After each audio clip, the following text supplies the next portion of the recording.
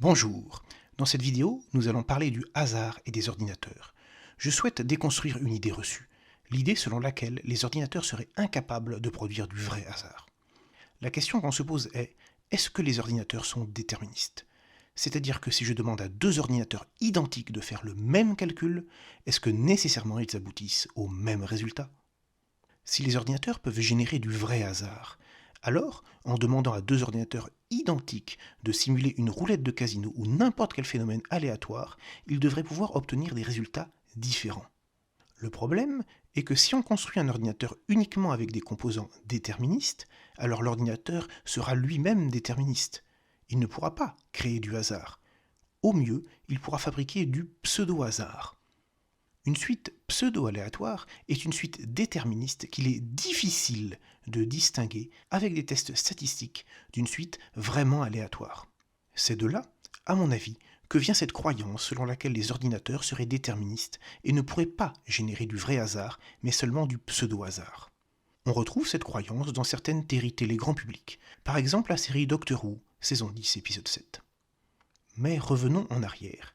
Je vous ai dit que si on construit un ordinateur avec des composants déterministes, alors l'ordinateur est déterministe. Mais pourquoi n'inclure que des composants déterministes dans un ordinateur? On pourrait inclure dans l'ordinateur des composants capables de générer un hasard physique. Et c'est ce qui se passe en pratique. Les processeurs Intel actuels ont un générateur physique de hasard. Le principe d'un générateur physique de hasard est d'utiliser un phénomène physique réputé aléatoire. Ce peut être le bruit thermique pour les générateurs les plus basiques ou un phénomène quantique pour les générateurs les plus évolués. Ce phénomène est mesuré et transformé en une suite de bits. Un des défauts de ces générateurs est qu'ils ne suivent pas une loi de probabilité uniforme.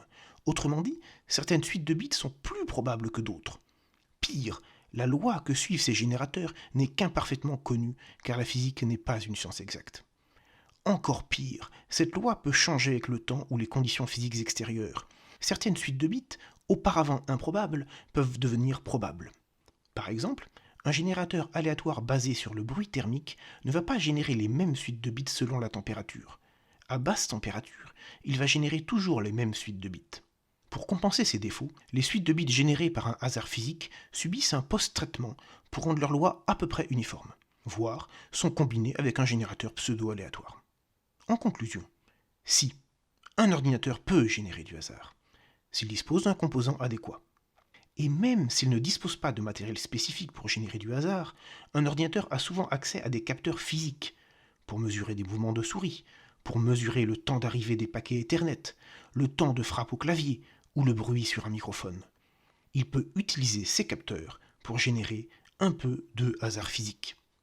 J'espère que cette vidéo vous a plu et à bientôt.